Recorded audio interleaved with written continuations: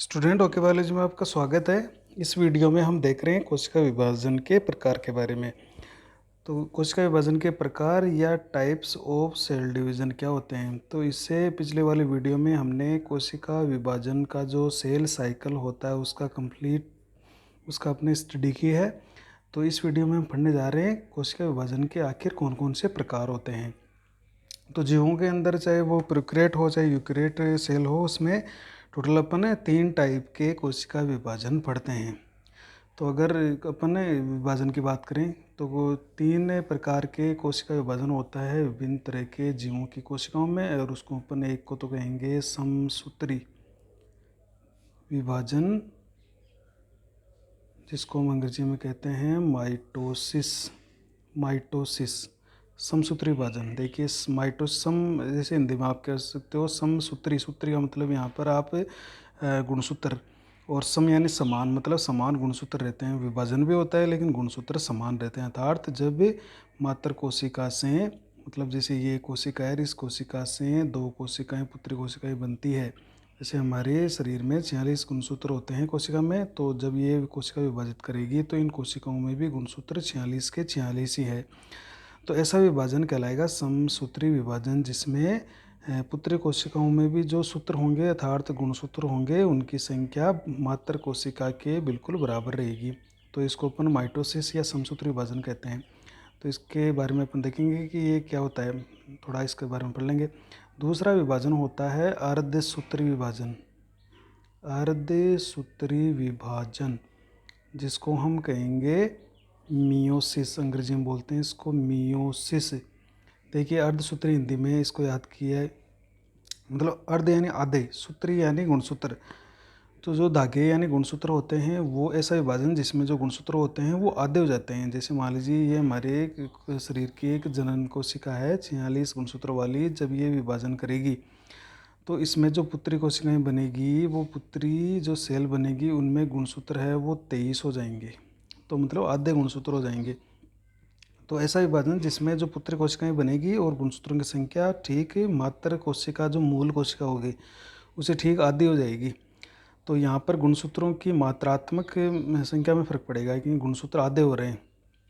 तो यहाँ पर ये स्थिति आने वाली, इस विभाजन को हम कहेंगे अर्धसूत्री विभाजन। तो ये बिल्कुल जो यूकैरियोट सेल होती है उसमें ये दोनों तरह के विभाजन आपको मिल जाएंगे। और तीसरा एक विभाजन होता है जिसको अपन असूत्री विभाजन बोलते हैं। असूत्री विभाजन जो कि निम्न किस्म के जो जीव होते हैं उनके अंदर पाया जाता है, इसको हम बोलते हैं माइटोसिस। इसका मतलब है इसमें कोई सूत्र नहीं होते हैं, अर्थात कोई गुणसूत्र नहीं बनते हैं, और जो केंद्र का होता है वो डायरेक्ट ही विभाजित हो जाता है। तो इसमें गुणसूत्र जैसी कोई संरचना नहीं बनती है। तो माइटोसिस हो गया है। तो ये जो निम्न किस्म के जो जीव होते हैं उनके अंदर देखने को मिलेगा, निम्न किस्म के जीवों के अंदर। तो पहला इनको तीनों को अपन थोड़ा थोड़ा पढ़ लेते हैं एक बार। तो पहला अपन ले लेते हैं समसूत्री, देखिए फिर अपन डिटेल से इनको पढ़ेंगे। समसूत्री विभाजन जिसको हम कह रहे हैं माइटोसिस, क्या कह रहे हैं इसको, माइटोसिस कह रहे हैं। तो जैसे ही आपके नाम से स्पष्ट है, इसमें ऐसा विभाजन जिसमें, परिभाषा क्या दे सकते हैं, ऐसा विभाजन जिसमें पुत्री कोशिकाओं में गुणसूत्रों की संख्या, जो डॉटर सेल होती है, पुत्री कोशिकाओं में गुणसूत्र संख्या मात्र कोशिका, जिसको अपन मूल कोशिका भी कह देंगे, बेसिक जो हमारी फंडामेंटल जो सेल होगी मूल कोशिका। तो ऐसा विभाजन जिसमें पुत्री कोशिकाओं में गुणसूत्र संख्या मात्र कोशिका मूल कोशिका के समान होती है। जैसे आपको बताया कि ये अपनी कोई काय कोशिका है 46 गुणसूत्र वाली, जब ये विभाजित होती है तो 2 कोशिकाएं बनी है, तो इसमें भी गुणसूत्र है वो संख्या ठीक 46 के 46 ही रहती है। तो ऐसा विभाजन क्या कहलाएगा, समसूत्री विभाजन। बात ये कि ये कहाँ पर होता है, तो ये हमारी जो कायिक कोशिकाएं होती है, कायिक कोशिकाओं में होता है, यानी जिसको अपन बॉडी सेल या सोमेटिक सेल कहें, बॉडी सेल में होगा, ये ध्यान रखिएगा। इसमें गुणसूत्र, इसमें जो विभाजन होगा तो कितनी पुत्री कोशिकाएं बनेगी, इसमें जो पुत्री कोशिकाएं बनेगी वो पुत्री कोशिकाओं, 2 होती है। तो इसमें जब एक कोशिका विभाजित होती है तो कितनी पुत्री कोशिकाएं बनती है? 2 पुत्री कोशिकाएं बनी। तो पुत्री कोशिकाओं की संख्या कितनी होती है इसमें? 2 होती है। दूसरी बात, इसका ये कहाँ पर संपन्न होता है, इसका मतलब मुख्य कार्य क्या है इसका? तो ये हमारी कायिक कोशिका में संपन्न हो रहा है। और पुत्री कोशिकाएं इसमें 2, एक कोशिका से 2 ही पुत्री कोशिकाएं बनती है। और इस गुणसूत्र मतलब समान रहते हैं। इसकी विशेषता क्या है? पुत्री कोशिकाओं में गुणसूत्र समान रहेंगे, जो गुणसूत्र होंगे वो भी समान रहेंगे। और इसका जो इम्पोर्टेंट काम होगा कि जहाँ पर भी वृद्धि की आवश्यकता होती है, वृद्धि व मरम्मत की आवश्यकता होती है, वहीं पर यह विभाजन होगा। वृद्धि एवं मरम्मत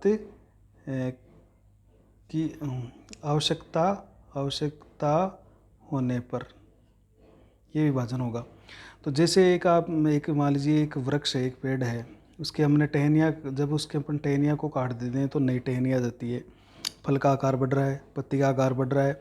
अगर उस पर अपन चोट मार देते हैं, घाव हो जाता है, तो घाव कुछ दिनों में भर जाता है। तो जो मरम्मत हो रही है और जो वृद्धि हो रही है, जैसे हमारा जो शरीर है वो एक कोशिका से शुरू हुआ जिसको अपन युग्मनज कह रहे हैं, और फिर युग्मनज में लगातार विभाजन से आज अरबों की संख्या में कोशिकाएँ हैं। तो वो कोशिकाओं का जो विभाजन हो रहा है वो समसूत्र विभाजन हो रहा है, और उससे हमारे शरीर की वृद्धि भी हो रही है। और जब चोट लग जाती है तो घाव भी बढ़ते हैं, तो मरम्मत भी होती है। तो जहाँ पर भी वृद्धि और मरम्मत की जरूरत पड़ती है, चाहे वो कोई सा भी जीव हो, चाहे वो पादप हो या जंतु हो, उसमें समसूत्र विभाजन होने वाला है। तो आपको ये बात याद रखनी है कि समसूत्र विभाजन कहाँ होगा? ये कायिक कोशिकाओं में, बॉडी सेल में होगा, और वृद्धि और मरम्मत करेगा। अगर ये नहीं होता तो मान लो तो पेट की एक बार टहनियाँ काट देते तो टहनियाँ वापस नहीं आती। या कई जीवों के अंग है वो जैसे गिर जाते हैं, जैसे छिपकली की पूंछ है वो गिर जाती है, फिर से वापस नहीं आती। तो ये बहुत ही महत्वपूर्ण विभाजन है। तो इससे बॉडी की वृद्धि होती है और उसकी रिपेयरिंग भी होती है, जिसको अपन ग्रोथ और रिपेयरिंग भी कहते हैं। अंग्रेजी में क्या कहते हैं? ग्रोथ और रिपेयरिंग, रिपेयर होना। तो ये दोनों काम इस विभाजन के द्वारा हो रहे होते हैं। तो एक तो इसमें है कि इसमें जो गुणसूत्र है वो समान रहते हैं, और मतलब क्वांटिटी और क्वालिटी। पुत्री कोशिकाओं में क्वांटिटी हो चाहे क्वालिटी हो, चाहे गुणात्मक हो चाहे मात्रात्मक हो, वो बिल्कुल समान रहती है अपने मूल या जो मात्र कोशिका होती है उसमें। इसमें यह भी है कि इसमें किसी भी तरह का कोई जीन चेंज नहीं होते हैं, क्योंकि ये समसूत्री विभाजन है। तो यहाँ पर ये आपको याद रखना है। दूसरा देखिए, अर्धसूत्री विभाजन। अर्धसूत्री विभाजन ये क्या होता है? नाम से स्पष्ट है, जिसको अपन मियोसिस भी बोल रहे हैं। मियोसिस, ये मतलब गुणसूत्र है वो हाफ हो जाते हैं, इसमें गुणसूत्र सीधे आधे हो जाते हैं।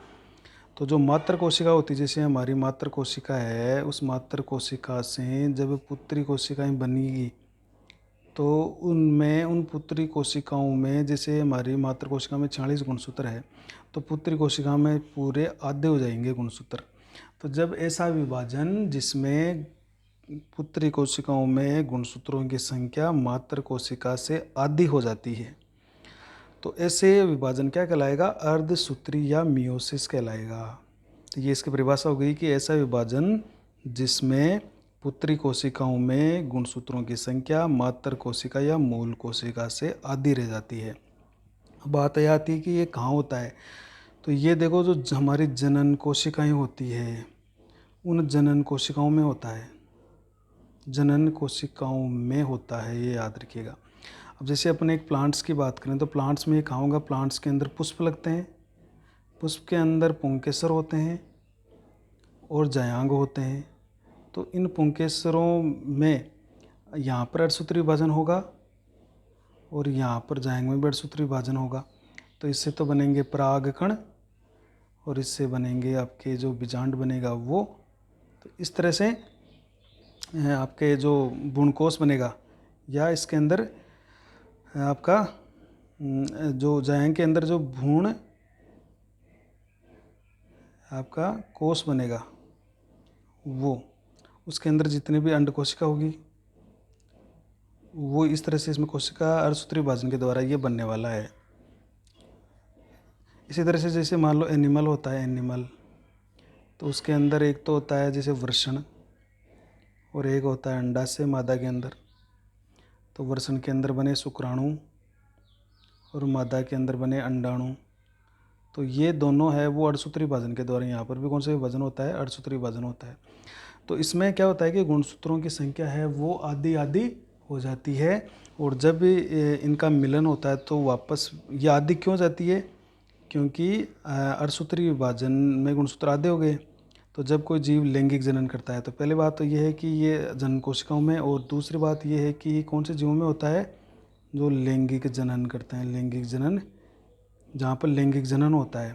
तो लैंगिक जनन में क्या होता है, नर व मादा युग्मक है वो आपस में मिलते हैं। जैसे नर है ये आपका जैसे अपना है वो जो शुक्राणु है, और ये अंडाणु है, जब ये दोनों निषेचन करेंगे आपस में मिलेंगे तो यहाँ पर युग्मनस बनेगा। तो इसमें 23 गुणसूत्र होते हैं शुक्राणु में, और मादा के अंडाणु में भी 23 गुणसूत्र होते हैं। तो 23 वापस जब मिलेंगे तो 46 रह जाते हैं।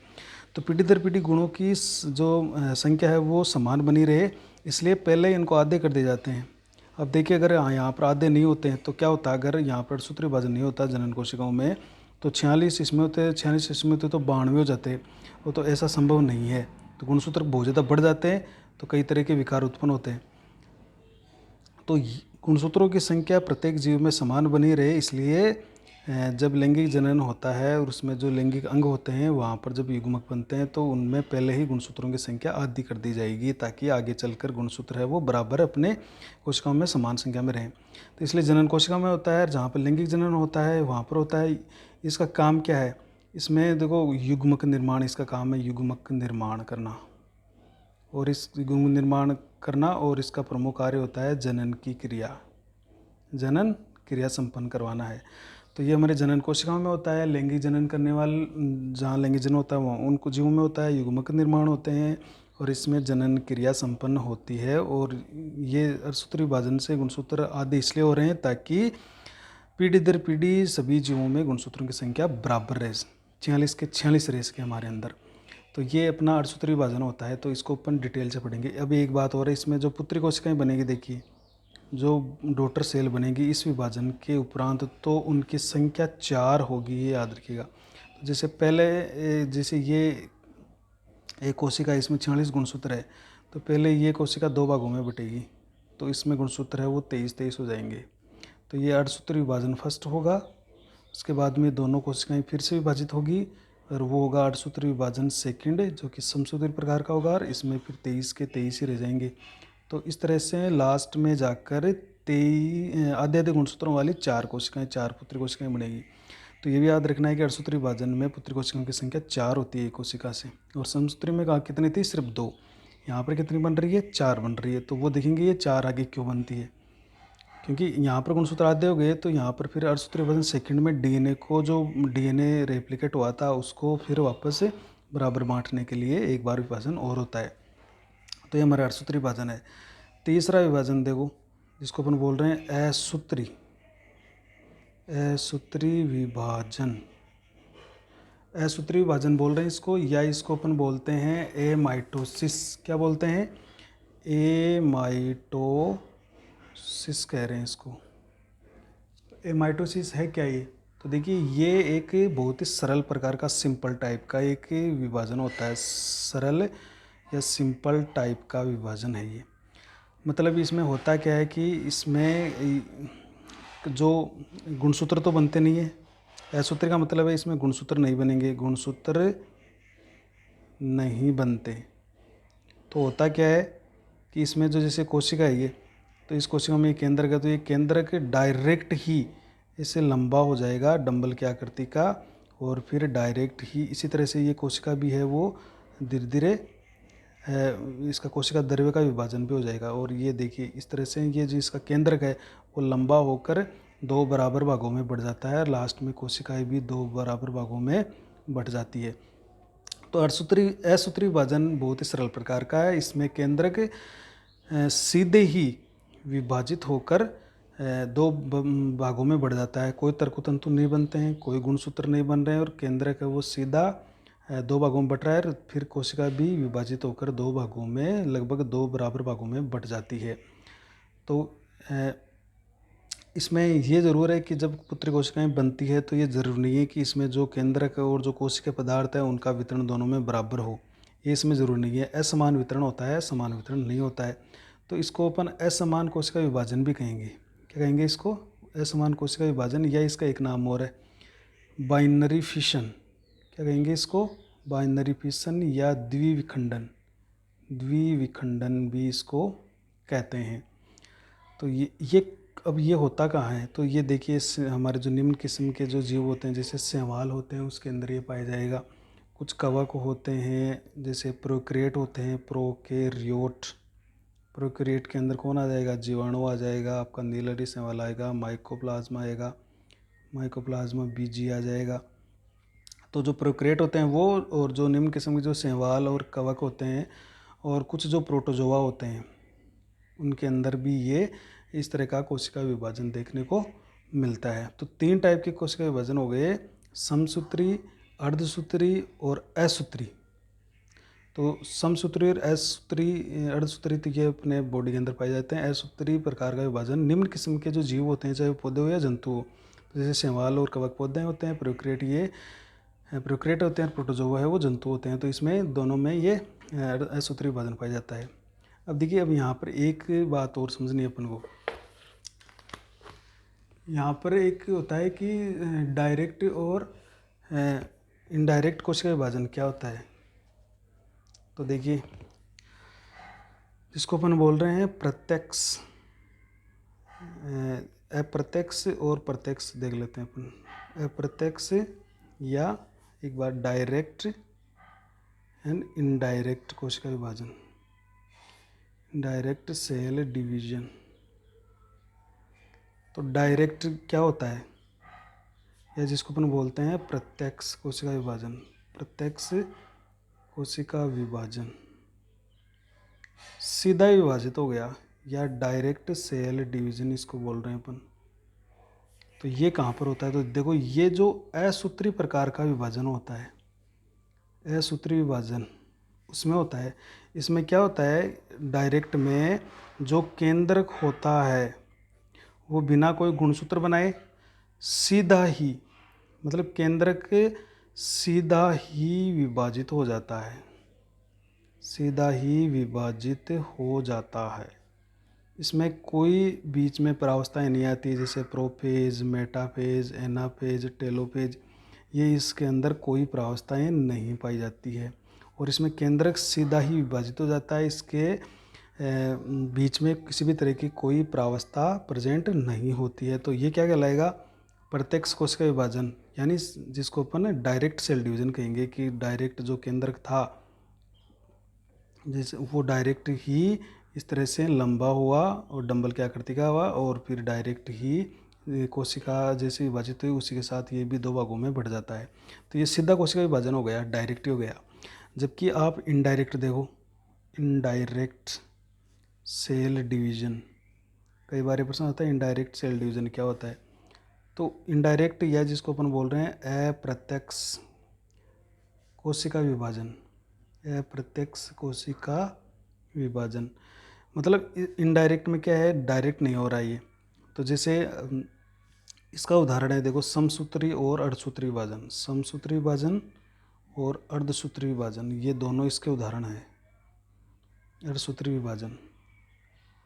तो इसमें क्या होता है, जो हमारा केंद्र का जो विभाजन होता है वो सीधा डायरेक्ट नहीं होता है, सीधा न होकर विभिन्न प्रावस्थाओं से गुजरता हुआ, केंद्र का विभाजन सीधा न होकर विभिन्न प्रावस्थाओं से गुजर कर फिर विभाजन होता है। कैसे? जैसे इसके अंदर ये जो केंद्र है, इसका विभाजन होना है, तो और ये 2 भागों में बंटना है इसको। तो इससे पहले देखो, यहाँ पर क्या क्या स्टेज आएगी। यहाँ पर आपको मिलेगा प्रोफेज, प्रोफेज से गुजरना पड़ेगा। फिर कौन सी अवस्था आएगी? मेटाफेज, फिर एनाफेज, फिर टेलोफेज। तो ये अवस्थाएं आ रही है, देखो 4 अवस्थाएं हो रही है, तो सीधा नहीं हो रहा है ये। तो जब इसमें 4 अवस्थाएं आती है, यानी विभिन्न प्रावस्थाओं से गुजरता है। पहले जैसे प्रोफेज में जाएगा, फिर प्रोफेज से मेटाफेज में जाएगा, फिर एनाफेज में जाएगा, फिर टेलोफेज में जाएगा और फिर जाकर विभाजित होगा। तो इस कारण ये सीधा नहीं है, डायरेक्ट नहीं है। तो ये कैसा हो गया, इनडायरेक्ट हो गया, ये अप्रत्यक्ष हो गया। तो केंद्र का विभाजन सीधा ना होकर विभिन्न प्रावस्थाओं से गुजर कर फिर इसका विभाजन होता है। तो कहने का मतलब है अपने इस तरह से समझ सकते हैं इसको कि ये एक मान कोशिका के अंदर ये एक केंद्रक है, इस केंद्र का विभाजन होना है। तो जैसे ये 2 भागों में बट रहा है, ये केंद्र का विभाजन हो गया, इस कोशिका में 2 केंद्रक बन गए। तो एक तो होता है कि ये डायरेक्ट ही इस तरह से बढ़ जाए, सीधा ही, तो इसको तो अपन बोलेंगे डायरेक्ट हो गया। देखो ये काम डायरेक्ट सेल डिवीजन हो गया, कोई बीच में प्रावस्था नहीं आई। और ये होता है असूत्री के अंदर, असूत्री विभाजन के अंदर। लेकिन दूसरा जैसे इसमें पहले आई प्रोफेज आई, प्रोफेज के बाद में मेटाफेज आता है, मेटाफेज के बाद में एनाफेज आई अवस्था, फिर टेलोफेज आई, टेलोफेज के बाद में जाके इसका विभाजन होता है। तो ये क्या कहलाएगा, ये कहलाएगा इनडायरेक्ट सेल डिवीजन। और ये इसके उदाहरण रह जाएंगे आपके समसूत्री और अर्धसूत्री विभाजन। तो आज हमने जो विभिन्न तरह के विभाजन थे उसको हमने पढ़ लिया है। और नेक्स्ट वीडियो में हम अब इन तीनों को एक एक डिटेल से पढ़ने वाले हैं। तो सबसे पहले हम लेंगे समसूत्री विभाजन। तो समसूत्री विभाजन कहाँ होता है, इसका कारण क्या है, कितनी इसके अंदर प्रोसेस होती है, कौन कौन सी अवस्थाएं होती है और इसका क्या महत्व है, आखिर होता क्यों है, तो ये डिटेल से अपन पढ़ने वाले हैं। जिन विद्यार्थियों ने साथियों ने अपने चैनल को सब्सक्राइब नहीं किया है वो चैनल को ज़रूर सब्सक्राइब करें, लाइक करें और बेल बटन है उसको दबाएं ताकि जो नवीनतम आपको वीडियो आपको उसका नोटिफिकेशन फटाफट प्राप्त हो जाए। अपनी वीडियो को देखते रहें और इसको लिखते रहें। तो नेक्स्ट वीडियो पर मिलते हैं समसूत्री विभाजन के साथ। धन्यवाद।